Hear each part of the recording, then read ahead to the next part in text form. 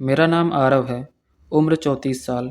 एक private company में senior design consultant के पद पर काम करता हूँ। काम का दबाव हमेशा बना रहता है, लेकिन अपने लिए और अपने करीबी लोगों के लिए वक्त निकालने की आदत मैंने नहीं छोड़ी। हमारे पड़ोस में कुछ महीने पहले एक नया परिवार किराए पर रहने आया। पति पत्नी और उनकी 20 साल की बेटी आर्या। पहली नज़र में ही वो अलग लगी। उसके चेहरे पर एक मासूमियत थी, लेकिन उसकी आंखों में एक गहराई थी जो शब्द से बयां नहीं हो सकती थी।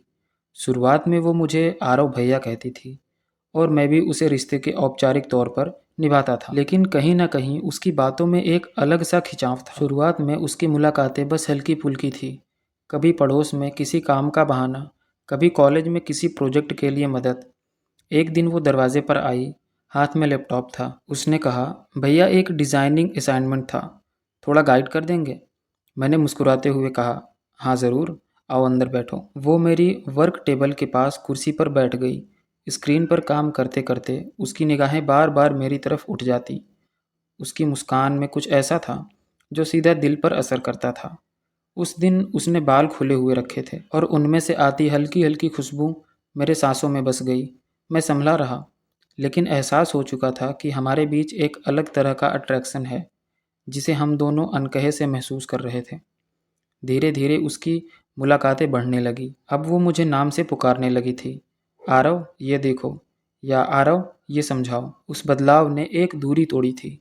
एक शाम उसने कहा, मैंने पिज़्ज़ा मंगवाया है, अकेले खाने में मज़ा नहीं आएगा, तुम्हें भी आना पड़ेगा। उस दिन हम पास के कैफ़े में मिले। उसने हल्का सा मेकअप किया था और बाल खुले हुए थे। जब उसने मेरी आंखों में देखते हुए कहा, तुम्हारे साथ बैठना अच्छा लगता है, तो उस लम्हे में उसकी आवाज़ की नरमी मेरे भीतर उतर गई। बारिश का दिन था, घर में अकेले बैठा था। तभी किसी ने दरवाज़ा खटखटाया। मैंने जाकर देखा तो आर्या थी। मम्मी पापा बाहर गए हैं, सोचा तुम्हारे पास आ जाऊं, उसने ऐसा कहा। उसके आने से कमरा जैसे सचमुच में रोशन हो गया। हमने एक पुरानी रोमांटिक फिल्म लगाई। वो मेरे पास बैठी और कुछ देर बाद अपना सिर मेरे कंधे पर टिका दिया। मेरा दिल तेज़ धड़कने लगा, लेकिन मैंने कोई जल्दी नहीं की। मैं बस उसका साथ महसूस कर रहा था।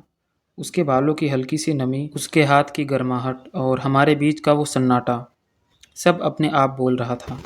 मैंने उसका हाथ थाम लिया और उसने अपनी उंगलियां मेरे उंगलियों में फंसा दी, एक चुपचाप इजाज़त की तरह। उस दिन हमारे बीच एक नया रिश्ता जन्मा, जिसमें कोई जल्दबाजी नहीं, सिर्फ एहसास था। उस दिन बारिश बाहर तेज़ हो रही थी और कमरे में हल्की सी ठंडक थी। मैं और आर्या दोनों चुप थे, लेकिन हमारी चुप्पी बहुत कुछ कह रही थी। उसका सिर अब मेरे कंधे पर था। मैंने धीरे से पूछा, आर्या तुम ठीक हो? वो हल्के से मुस्कुराई और कहा, हाँ बस तुम्हारे पास रहना अच्छा लगता है। मेरे हाथ में उसका हाथ था।